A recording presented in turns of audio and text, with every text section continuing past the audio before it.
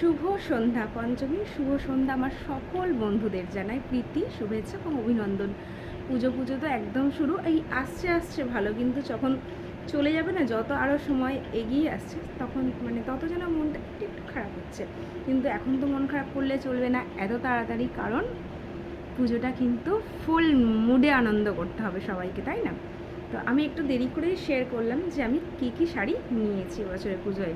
পুরো ধামাকেদার শাড়ির কালেকশান নিয়ে চলে এসেছি আজকে। একবার তোমাদের সঙ্গে শেয়ার করি, না হলে তো আমার আবার হবে না। তো দেখিয়ে দিই কী শাড়ি নিয়েছি। তার আগে বলি, আমার দুই মেয়েই এখন সাজুগুজু করে মণ্ডপে চলে গিয়েছে ঠাকুর দেখতে। আর যখন আলমারিটা খুলেছি, সমস্ত জামাকাপড় এসে আমার ওপরে পড়ে গেছে। তো আমার সামনে আমার শাড়ি যেগুলো পুজোয় নিয়েছি, যেগুলো ছিল মোটামুটি সেইগুলো নিয়ে এসেছি। এখনও দুটো বাকি আছে, সেটা আমি পরে দেখাবো, কারণ ওই দুটোকে আমি এখন বার করতে গেলে আমার মেয়েদের জন্য যে জামাকাপড় কিনেছি সব পড়ে যাবে।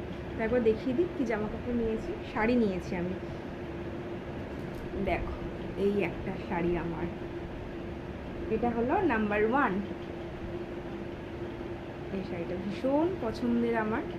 দেখা যাচ্ছে কি, ডুয়েল টোন কালারটা, দেখো কালারটা কিন্তু ডুয়েল টোন, দেখতে পাচ্ছ খুব সুন্দর না? গ্রিন শ্যাওলা গ্রিন আর রেডের মধ্যে কম্বিনেশন, আমি তো ভালো করে বলতে পারি না, সেই জন্য। এইটা হচ্ছে আঁচল, দেখো শাড়ি পিকো ফলস করিয়ে ব্লাউজ বানিয়ে একদম পুরো কমপ্লিট।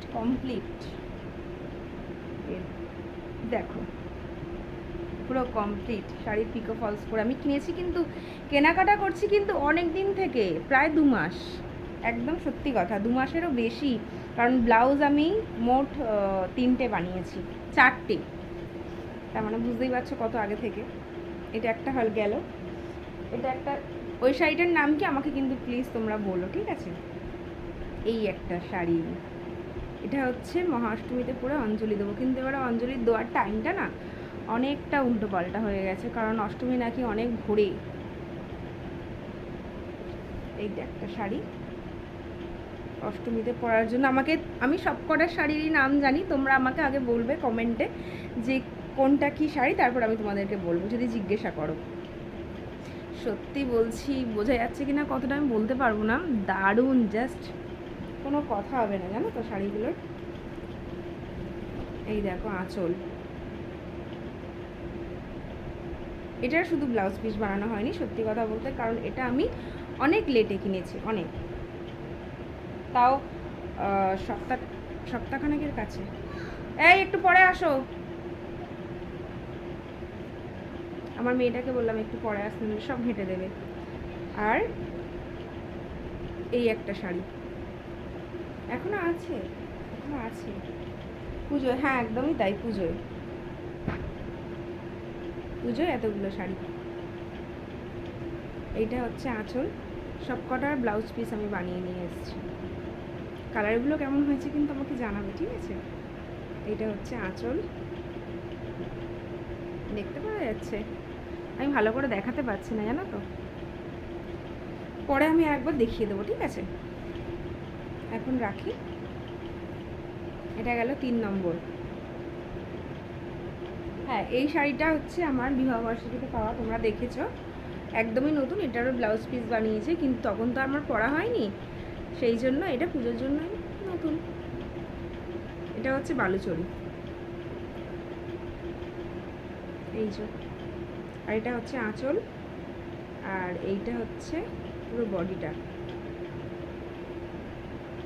সবকটা কালারই কিন্তু খুব সুন্দর দেখাচ্ছি, তো খুব সুন্দর করে ভাঁজ করতে করতে আমার জীবনটাই চলে যাবে। আর আমি বিবাহবার্ষিকীর দিনকে আমার হাজব্যান্ড আমাকে স্পেশালি একটা শাড়ি দিয়েছে, তো সেই শাড়িটা তোমাদেরকে আমার দেখানো হয়নি। আমি কেক কেটেছিলাম, একটু ঘোরাফেরা সবই করেছি, কিন্তু একটু পরে আসো, সেই জন্য দেখানো হয়নি, সেই কারণে দেখিয়ে দিই একটুখানি। এই শাড়িটা একবারই পরেছিলাম, তাও আধ ঘন্টা থেকে 45 মিনিট, এর বেশি হবেই না শাড়িটা, শুধু ওই কেকটুকুনি যা খাওয়া, তাও নতুন, কিন্তু পুজোর সময় তো পরতে পারবো না। দেখালাম শাড়িটা, জাস্ট সুন্দর, দারুণ। কোনো কথাই হবে না। এবং আঁচলে এরকম ঝুড়ি ঝুড়ি কাজ করা, কি সুন্দর শাড়িটা। এটা হচ্ছে পুরো কাজ আঁচলের, দেখতে পাচ্ছ শাড়িটা? ব্যাস খুলে ফেলেছি সব, এবার বোঝো ঠেলা। যাই হোক, এইগুলোই কিনেছি পুজোর সময়, মানে এইটা কিনিনি, এটা হচ্ছে সত্যি বলতে আমি চৈত্র মাসে আমাকে হাজব্যান্ড দিয়েছে বিবাহবার্ষিকী উপলক্ষে, কারণ ব্লাউজ বানাতে টাইম লাগে সেই কারণেই। তো আমি সেই সময়তে ব্লাউজটা আমার বানানো হয়ে ওঠেনি একটু প্রবলেমের জন্য, তো সেই কারণেই আর হয়নি। এখন রেখে দিই, পরে আমি তুলে নেবো গুছিয়ে। তো তোমরা দেখেছো শাড়িগুলো কেমন হয়েছে, আমাকে কিন্তু অতি অবশ্যই জানিও কোন শাড়িটা বেশি সুন্দর হয়েছে। চলো তোমাদেরকে একবার ব্যাক ক্যামেরা করে দেখাই। তো চলো একবার দেখিয়ে দিই তোমাদের, যে সামনে দিক থেকে তোমরা হয়তো দেখতে পাচ্ছিলে না, এই জন্য ব্যাক ক্যামেরায় তোমাদের দেখালাম। এই যে এই শাড়িটা হচ্ছে বালুচরী, এই শাড়িটা হচ্ছে আমার বিবাহবার্ষিকীতে আমি পরেছিলাম, সত্যি খুব সুন্দর না?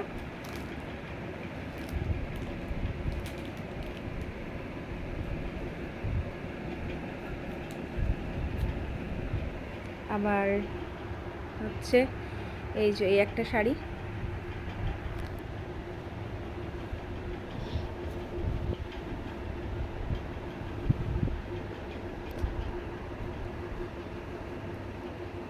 এই একটা শাড়ি, কবে যে কোনটা পরবো ভগবানই সেই জানে।